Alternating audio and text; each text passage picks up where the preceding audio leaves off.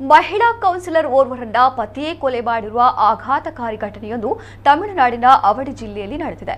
ಪತಿಯಿಂದ ಹತ್ಯೆಗೊಳಗಾದ ಮಹಿಳಾ ಕೌನ್ಸಿಲರ್ ಅನ್ನ ಗೋಮತಿ ಎಂದು ಗುರುತಿಸಲಾಗಿದ್ದು, ಸ್ಟೀಫನ್ ರಾಜ್ ಹತ್ಯೆಗೈದ ಪತಿ. ಸ್ಟೀಫನ್ ರಾಜ್ ವಿಸಿಕೆ ಪಕ್ಷದ ತಿರುನಿರುವೂರು ಗ್ರಾಮ ನಗರ ಕಾರ್ಯದರ್ಶಿಯಾಗಿ ಕೆಲಸ ಮಾಡ್ತಾ ಇದ್ರು. ಕೌನ್ಸಿಲರ್ ಗೋಮತಿ ಹಾಗೂ ಅವರ ಪತಿ ಸ್ಟೀಫನ್ ರಾಜ್ ನಡುವೆ ವೈಯಕ್ತಿಕ ಕಾರಣದಿಂದ ಜಗಳ ಪ್ರಾರಂಭವಾಗಿದೆ. ಈ ವೇಳೆ ಇಬ್ಬರ ನಡುವೆ ತೀವ್ರ ವಾಗ್ವಾದ ನಡೆದಿದ್ದು, ಸಿಟ್ಟಿನ ಭರದಲ್ಲಿ ಕೌನ್ಸಿಲರ್ ಗೋಮತಿ ಮೇಲೆ ಸ್ಟೀಫನ್ ರಾಜ್ ಚಾಕುವಿನಿಂದ ಹಲ್ಲೆ ನಡೆಸಿದ್ದಾನೆ. ರಸ್ತೆ ಮಧ್ಯದಲ್ಲೇ ನಡೆದ ದಾಳಿಯಲ್ಲಿ ಕೌನ್ಸಿಲರ್ ಗೋಮತಿ ಅವರ ತಲೆ, ಮುಖ ಮತ್ತು ಕುತ್ತಿಗೆ ಸೇರಿದಂತೆ ವಿವಿಧ ಭಾಗಗಳಲ್ಲಿ ತೀವ್ರ ಗಾಯಗಳಾಗಿದ್ದು, ಗೋಮತಿ ರಕ್ತದ ಮಡುವಿನಲ್ಲಿ ಕುಸಿದು ಬಿದ್ದು ಸ್ಥಳದಲ್ಲೇ ಸಾವನ್ನಪ್ಪಿದ್ದಾರೆ.